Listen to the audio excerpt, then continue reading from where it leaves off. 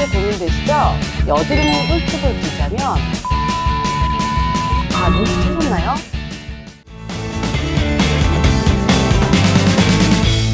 안녕하세요. 피부관리실을 운영하고 있고 피부 강사인 강정아라고 합니다. 오늘의 주제는 청소년 피부케어입니다.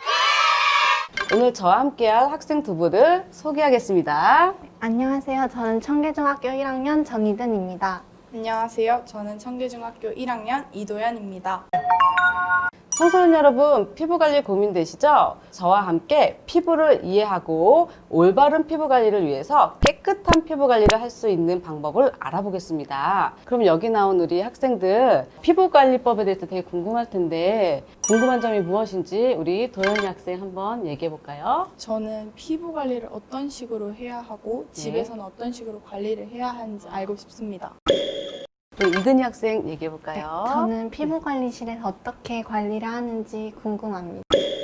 피부 관리를 잘하고 싶다면 해야 될 일이 무엇일까요? 먼저 피부 타입을 알아야 합니다. 내 피부 타입이 어떤 피부 타입인지 알아야 올바른 피부 관리를 할 수 있겠죠?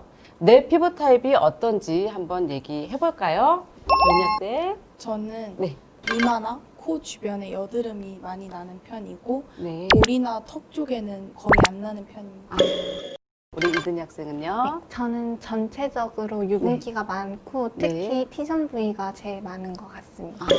피부는 크게 세 가지 피부 타입이 있습니다. 건성, 중성, 지성인데요. 이렇게 피부 타입을 결정하는 중요한 요소가 있습니다. 피지 분비량입니다. 하루에 배출되는 피지 분비량이 1에서 2g입니다. 1에서 2g이 정상적인 피부고요. 그 미만일 경우에는 건성 피부고 그 이상일 경우는 지성 피부로 구분을 합니다. 홍반이 일어나거나 간지럽거나 할 경우는 예민성 피부로 구분을 하고요. 피지에 염증이 생길 경우는 여드름 피부로 구분을 한답니다. 자, 이렇게 피부를 정확하게 알고 피지 관리를 하고 보습 관리를 하는 것이 올바른 피부 관리법입니다.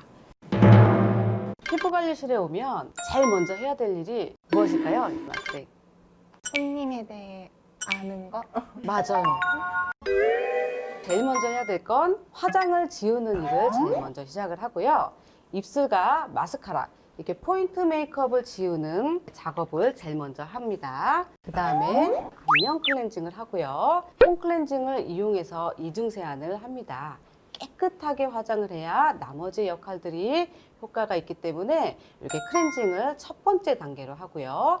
그 다음에 딥클렌징입니다. 딥클렌징 같은 경우는 효소, 도마지, 아하, 스크럽 이렇게 네 가지가 있는데요. 피부 타입에 맞춰서 선정을 해서 클렌징으로도 안 지워진 그 모공 속 안에 있는 노폐물을 깨끗하게 지우는 역할을 하고 있답니다. 그 다음에 매뉴얼 테크닉이라는 동작을 통해서 피부 속에 섬유화 세포를 활성화하는 재생 관리를 해드립니다. 그 다음에 피부 타입에 맞는 앰플을 선정해서 영양 흡수를 하고요. 마지막으로 팩으로 진정 효과와 피부 앰플이 깊숙하게 들어갈 수 있도록 역할을 하는 마무리 단계까지 하는 게 저희 피부 관리의 진행 순서입니다. 여드름에 관해서 궁금한 점이 많을 텐데요. 도윤이 학생은 어떤 게 궁금할까요? 여드름은 왜 생기는 걸까요? 여학생 같은 경우는 14살에서 16살, 남학생 같은 경우는 16살에서 19살 그 사이에 안드로겐이라는 남성 호르몬의 분비량이 늘어나면서 과도하게 피지 분비량이 늘어납니다. 이렇게 피부 안에 피지 분비량이 많아지면서 피지가 밖으로 배출되지 못하고 고인 상태에서 염증이 생기는 게 여드름인데요. 남성 호르몬에 관여해서도 중요하지만 부신 피질에서 나오는 스트레스성 호르몬도 한몫한다는 것을 잊지 않으셔야 합니다. 그러면 우리 이든이 학생 궁금한 건 있을까요? 여드름은 혹시 짜도 되는 건가요? 여드름은 잘못 짜면 흉터가 남을 수도 있기 때문에 함부로 짜면 안 됩니다. 하지만 이 여드름의 단계는 5가지 단계로 진행이 되는데요. 면포, 부진, 농포, 결절, 낭종 단계가 있습니다. 농포 단계에서는 압출이 가능합니다. 손톱으로 짜지 말고 면봉하고 살짝 건드려서 짜서 소독하고 진정 처리를 해야 되고요. 그 모공들이 합쳐서 그 거대한 염증 반응을 일으키기 때문에 함부로 짜지는 않는 게 좋을 것 같습니다. 그럼 또 다른 질문이 있을까요? 여드름이 났을 때 네. 어떤 화장품을 사용해야 할까요? 여드름 피부는 피지가 과도하게 많이 나오는 피지이기 때문에 알코올이 들어가 있고 소독과 항균 기능이 들어간 그 토너로 닦아주는 걸 저는 권장을 하고요. 한 번 생긴 여드름균은 번식하기 때문에 그 여드름균을 억제하는 성분이 들어가 있고 그 소멸하는 성분의 전문 화장품을 구매하는 것이 좋습니다.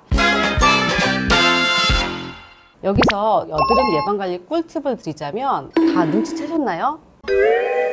계속 얘기했듯이 클렌징, 모공 속 안에 있는 그 노폐물이라든지 피지를 깨끗하게 관리하는 게 여드름 예방 관리의 꿀팁이라고 볼 수 있습니다.